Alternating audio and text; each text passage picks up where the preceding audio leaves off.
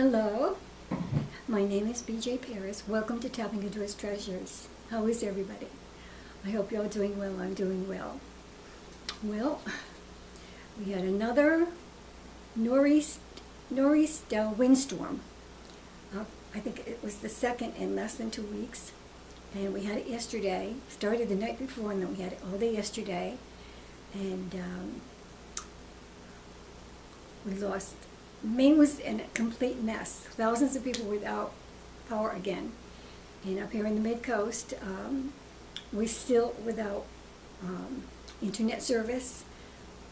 So I personally am without my internet, without my iPad. I'm without TV, and I'm without my house phone. It's a good thing I have my cell phone for emergency.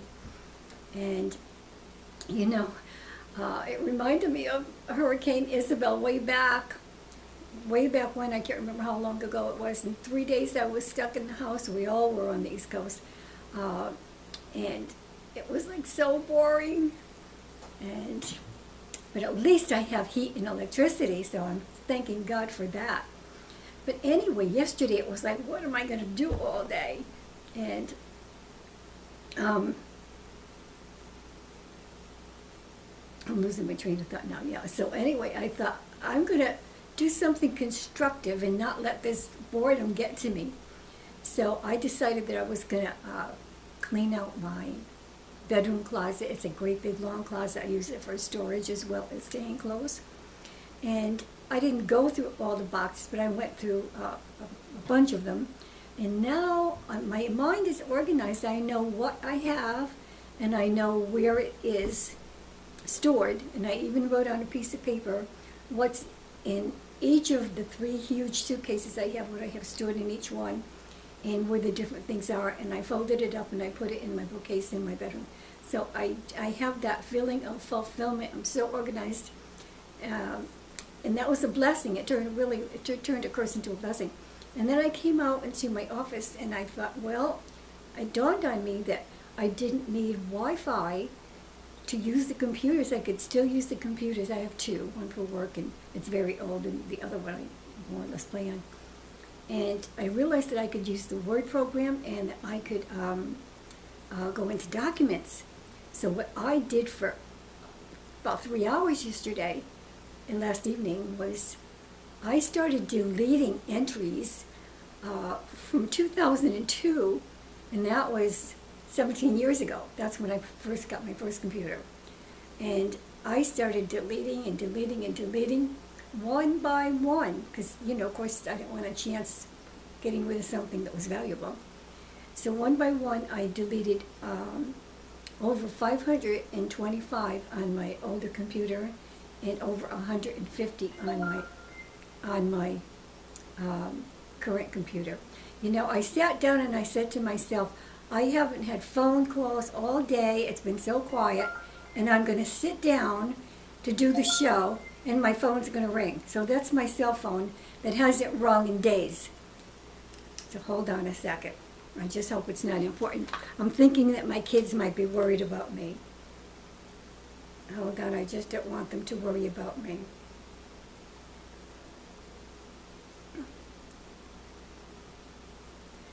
Well, it's not my kids, so I'll go back to it later. So anyway,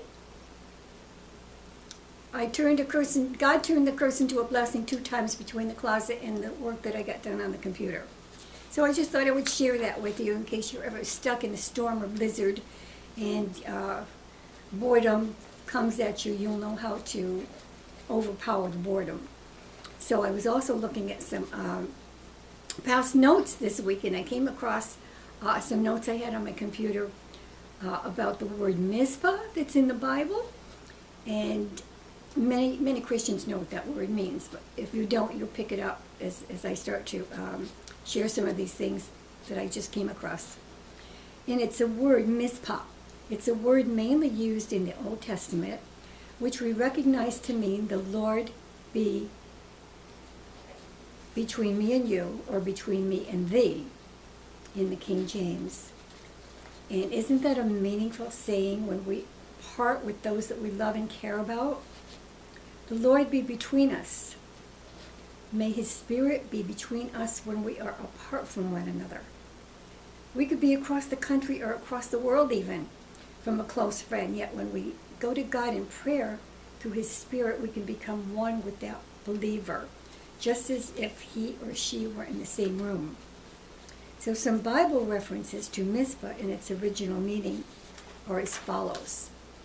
Mizpah is mentioned for the first time in the Bible in the book of Genesis around 1800 BC as a powerful watchword. When Jacob and Laban agreed at Gilead to a God-sent place, they built a memento of stone and named it, like their wise covenant, Mizpah, saying, "The Lord watch between me and thee when we are absent from one another." Mizpah of Gilead became the blueprint for more places called Mizpah in the scriptures. Another reason it was called Mizpah is because Laban said, "May the Lord keep watch between us to make sure that we keep covenant when we are out of each other's sight." Now, Jacob could have used the word Mizpah, being a Hebrew word, to signify that the heap of stones would represent a watchtower, which their covenant signified. In the book of Joshua, Mizpah is mentioned as Ramath Mizpeh, spelled M-I-Z-P-E-H. Up until this paragraph, it's been spelled M-I-Z-P-A-H. But back then, it was spelled with an E rather than an A, and it still means the same thing. And in another place in Joshua, the name is mentioned as the name Mizpah, M-I-Z-P-E-H, with the article before it and spelled with an E, which meant that the mount or mountain was a watchtower. In some cases, people have gotten so far away from the original meaning that they are more inclined to focus more on a piece of mizpah, jewelry, two parts. It describes two parts of jewelry that go together and each person holds onto one part. Many of you have seen that. It's the mizpah necklaces or bracelets, and they're a little jagged in between. It's like two parts fit together in the jagged pieces to make a whole. So they go together and each person holds onto one part. The word mizpah has even become a legend and is referred to as a bodyguard, a thread of hope, a shield. It has become a mystical word as well, bearing many messages such as, "I am thinking of you, you are so special," and so on. Like so many other biblical words, people have changed the meaning. And isn't that sad? It's not only in the biblical language, it's in our English language as well.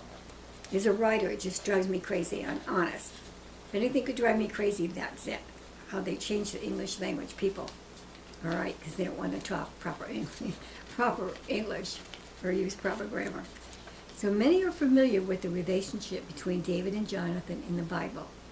This account is an excellent example of parting company. David had to flee for his life from Jonathan's father, King Saul. And I'm sure that the last word, Mizpah, had to cross their lips, the last word that they spoke to each other. I'm sure that they said Mizpah. And when Mary and Joseph were betrothed, and she was found to be with child, and the Jews were going to stone her to death, which was the custom at the time, I am sure those words crossed their lips each time they parted company during those difficult days, Mary and Joseph. And later on, when Mary visited her cousin Elizabeth, who was with child, and the baby leapt inside her womb, I'll bet that when Mary left to go back to her home, that the word Mizpah parted both their lips to one another. When John was on the Isle of Patmos, and one of the brethren was sneaking letters outside for him to take back to his friends and to the church, I'll bet that the word Mizpah crossed their lips each time that they parted, the young man with the letters. So imagine, let's say, have these different scenarios going through my mind. Imagine if you were a Catholic and the Pope came to your house for a visit, or Mother Teresa came, if she were still alive, came to your house for a personal visit. Can you imagine how holy the atmosphere would feel to you? I imagine that the visit might be coming to an end and you would never again be in their company again on this earth. And if that were to happen, what might be your last words to them? More than likely, Mizpah, the Lord between me and thee, would be your last words. Well, we may not have, pardon me, we may not have the Billy Grahams of the world as our personal friends, but many of us have very special people God has given us as special ones. Those who may have taken an interest in our spiritual growth, for instance. The ones that make our hearts leap when we hear from them or hear of them. Thank God that God has given us these people to whom we can bid mizpah. Thank God. Makes me think of some of my past friendships with people, especially people who've gone on. Sweet memories. What does it take to have a relationship like this with people? In my observations, it takes patience and forbearance as well as love. As close as we may be to some people, nobody is going to think exactly like us or please us completely. We pick up idiosyncrasies, inappropriate words or actions, and much more in those we care about.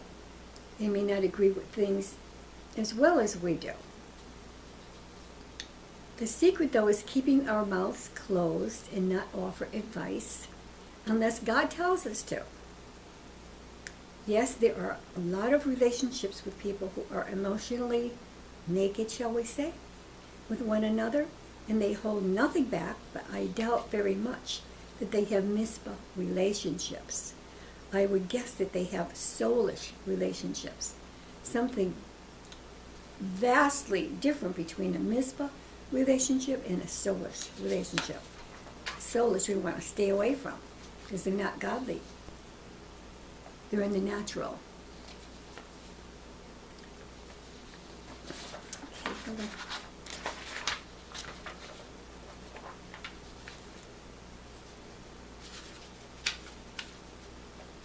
I have some more stories to share, but I don't remember the whole of them, so I'm going to put those off to another time. So so now, aside from this, I just wanted to share, I don't know if this is just one verse or if it's probably more than one verse, but anyway, I came across this scripture in this last week, and I forgot to write it down. I have it on my computer, but I can't access my computer. So I looked in my journal, and I have no idea where it is in there. So I have the verses here, but I don't have where it's found. I'm guessing that it's from Isaiah, but anyway, it blessed me, and I hope these verses will bless you.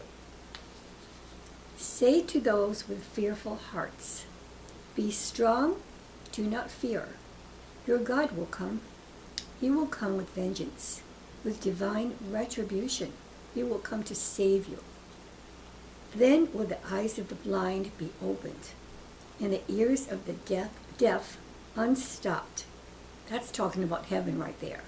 And won't it be wonderful to see people that we've known as blind people? I could think of some right now. And deaf people, my friends that have 2 little deaf boys. And the ears of those little boys are going to be unstopped. And I hope I'm there to see it and to be a part of it. And verse 6, then will the lame leap like a deer. Do you know somebody who's lame? You're looking at one right now. And just imagine, I'm dragging right now from unloading my car with groceries this morning, so my back is really killing me. But I'm going to be leaping like a deer in heaven. And you must know some more people too, and I look forward to that. And the mute tongue shout for joy. Do you know anybody who can't speak? Well, they're going to be shouting hallelujah in heaven. Water will gush forth in the wilderness, in streams in the desert. Oh, that's going to be beautiful. The burning sand will become a pool. Have you ever walked on the beach barefooted with hot burning sand, and you quick put one foot down and then you quick lift it up and you put the other foot down, and then that one gets burning like it's on fire, and you quick pick it up and you put the other one down, and you're like hobbling, try to keep your foot in the sand for only a fraction of a second, each foot. So anyway, the burning sand will become a pool, God says.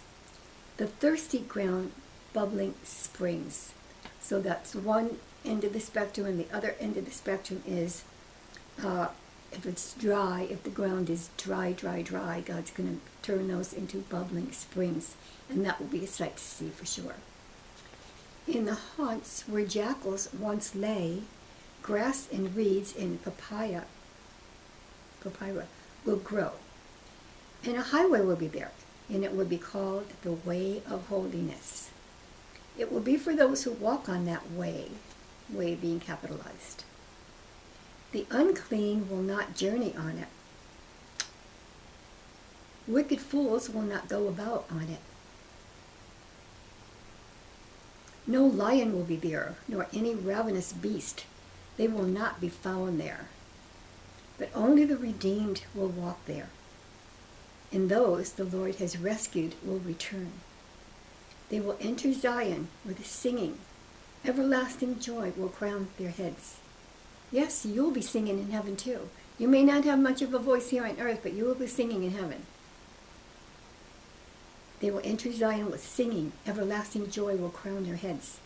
Gladness and joy will overtake them, and sorrow and sighing will flee away. So I'm going to, I'll get into another section now. But I'm going to sign off for just 1 minute because that person is waiting for me to call back regarding she's coming up for the night. So I have to get back to her because she lives a long way away and she may want to hit the road. I'll be right back.